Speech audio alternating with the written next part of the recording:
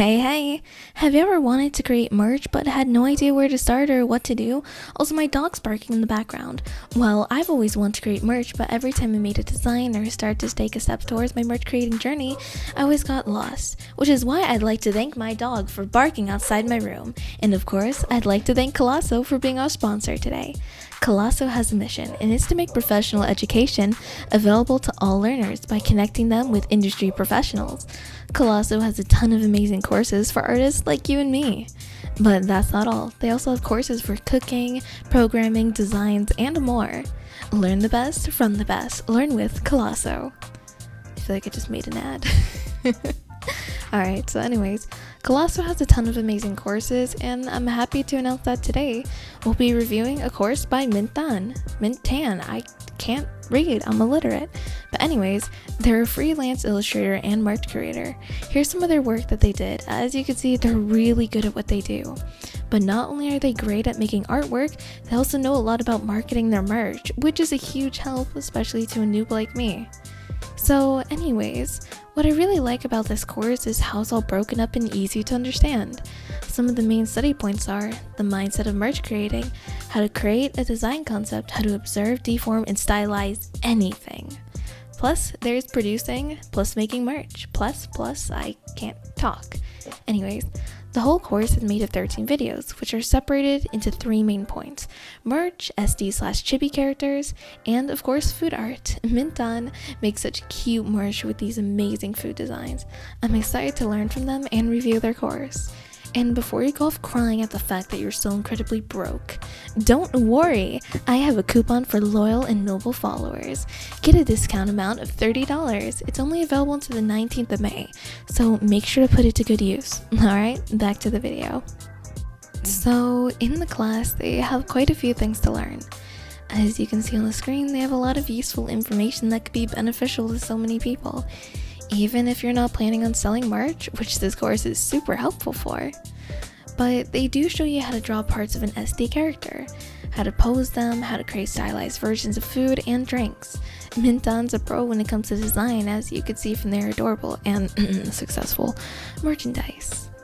Some of my favorite things are here in section 4, part 2, tips on selling and marketing your merch. This is something I really struggled with, and Mintan explains all of it really clearly, and it's at a really good pace too. Not to mention section 2, where they were talking about building up a mindset, which is extremely useful. So I find these tips really important because building a mindset is one of the most important things when you're going to learn something new or set out to create something you never did before. It's often overlooked, but trust me, once you have a good mindset, the rest get a ton easier. Anyways, with this course, I finally have everything I need to create my own awesome merch, and I want to show you some progress that I did from before using the course to after. So yeah, I could even create fan designs or just my own original stuff. So I hope you guys are excited to create your own merch or to buy mine. I could already hear the comments from a million miles away screaming that you're broke. It's okay, just your love and support is more than enough for me. Baby girl. Slow jazz music playing in the background. Okay, I'll stop that. I'm so sorry. Alright. So anyways, let's hop on to the next segment of the video. Good. I definitely am not a professional. After all, I still am a teenager. But there is one thing that's good about me is I think that I'm intermediate, and so that means my art isn't in the top, but it's definitely not at the bottom. I'm kind of in between. I'm pretty good. So one little thing that I don't like to admit is that I actually always kind of have a bit of a hard time with chibi proportions. Even if they do look okay, they just feel a bit unnatural to me.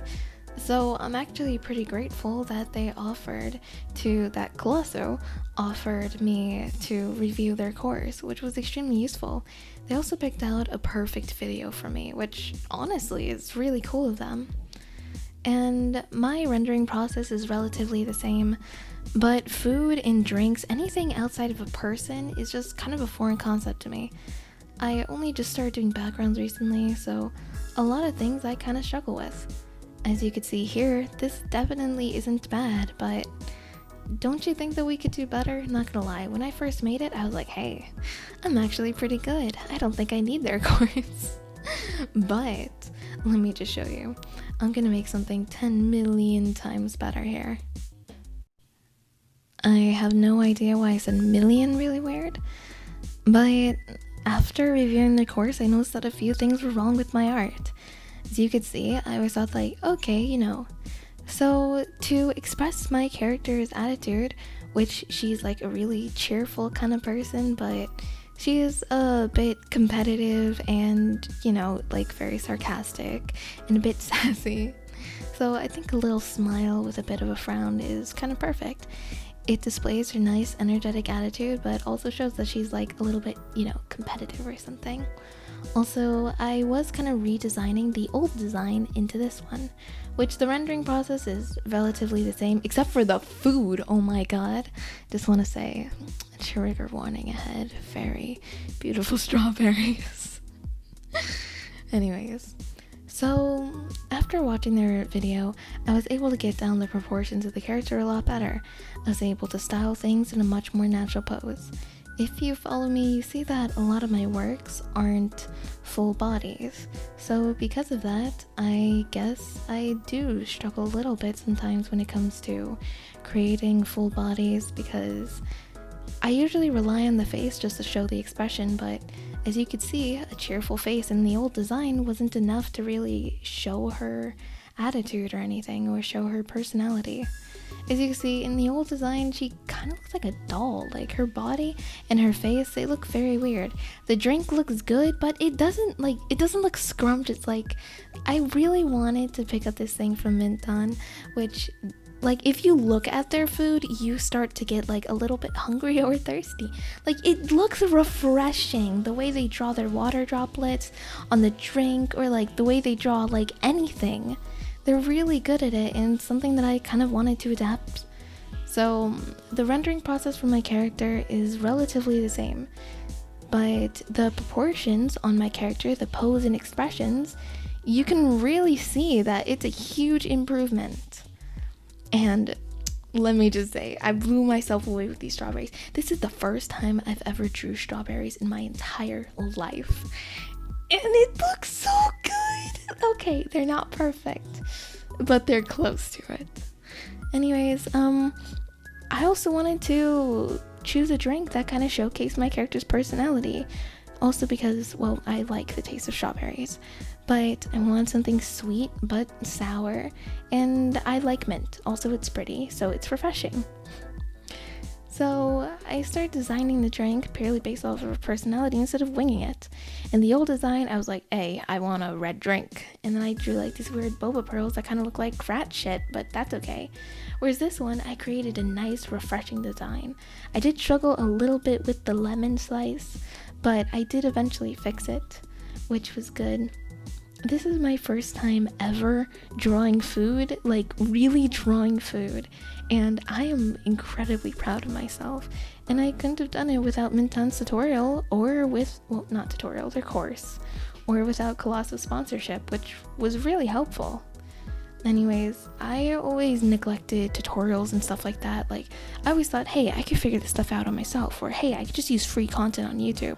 Which, yeah, you could definitely improve with that. You could definitely get really good with it. But there is something about courses. It's a lot of information just compound and put together at a nice slow pace, and a lot of times it's kind of hard to find that stuff on YouTube or around.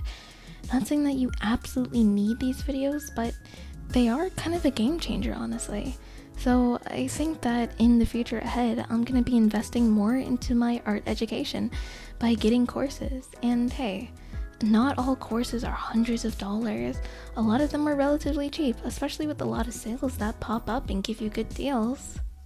Anyways, so as you could see, I made a lot of progress, and I'm really proud of myself. And once again, I couldn't have done it without Colosso, or Minton's amazing course. So thank you once again to Colosso for sponsoring today's video, and everyone please check out Colosso. You can find Minton's course in the description down below, and even if you're not too interested in this particular course, just check out all the other amazing ones Colosso has to offer. If yours is interested, you'd be the first. Wink. Again, that is a wink. Anyways. I hope you enjoyed today's video, and I'll see you next week. Take care, everyone, and see ya.